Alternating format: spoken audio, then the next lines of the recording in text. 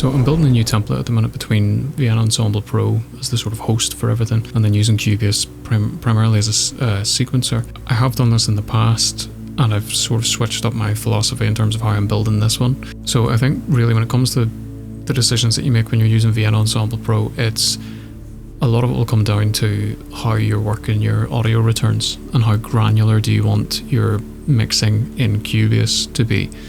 So instead, what I've opted to do this time is most of the mixing will happen within Vienna Ensemble Pro, and then I'm sending things back to Cubase based on the instances I'm going to use within MIR Pro or MIR Pro, whatever you want to call it. Because I have the 24 version, you're limited, but it's not really limited, like it's plenty, to 24 instances within this reverb for positioning and for ensembles, soloists, whatever you're planning to put into the room. So rather than having every single instrument come back, which is what I used to do, I used to have every single instrument was on individual channels, and I had every single one of those come back to Cubase before I did any mixing or processing whatsoever. Now instead I've opted to having all of my sort of corrective stuff happen on the instrument channel within Vienna.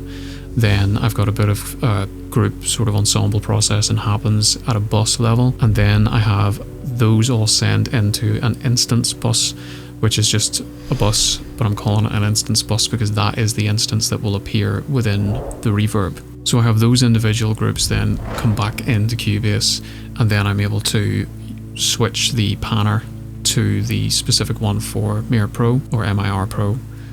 I still don't really know. I don't know what do people call it, but by switching to that, then it appears as an instance within the virtual room, and I can position things around, and then because of that, I then have it decode into surround groups of the same name, and that is where I do my sort of group processing and further mixing of the sort of recorded signal from the room. So the whole idea is to try and simulate the actual recording and mixing environment of a live orchestra as much as possible, even though I'm doing everything internally. So we have our sources and everything, and just because of the sort of the privileges of working digitally, I can edit those and I can augment those with EQ, compression, whatever I need to do to just get them as clean as I can. Then I have larger stage group processing. If things are getting a bit heated, I can use some compression on those, trying to keep it quite light and quite naturalistic. I'm also using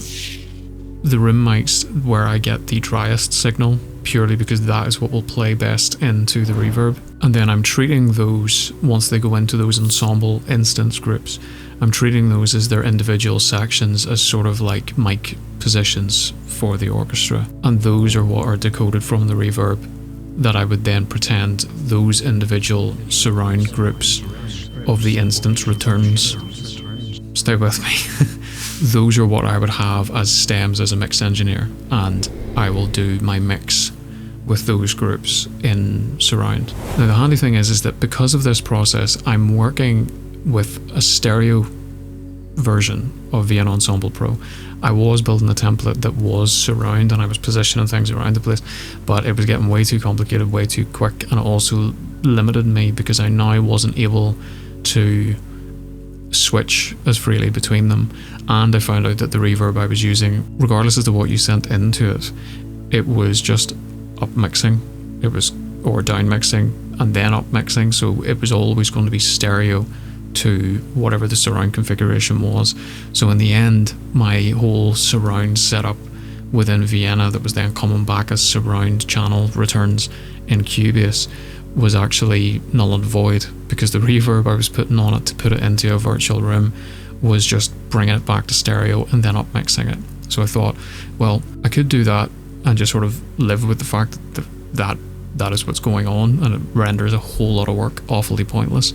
Or I can change my approach and I can do everything in stereo, and do everything in such a way that by simply rerouting all of those instance groups to stereo groups, I can just switch the entire setup to a stereo version.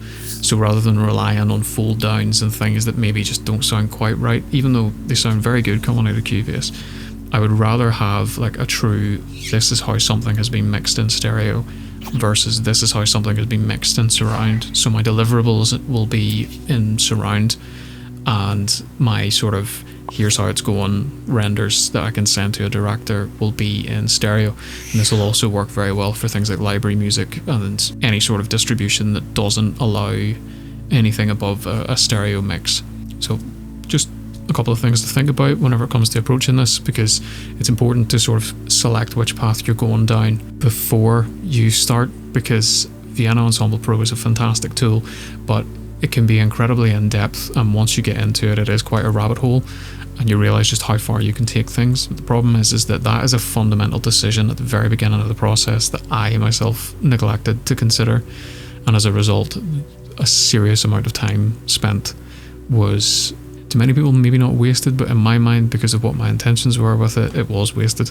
So this is more the direction that I'm wanting to go. So just my 2 cents, something to think about, and try not to make the same mistake that I did.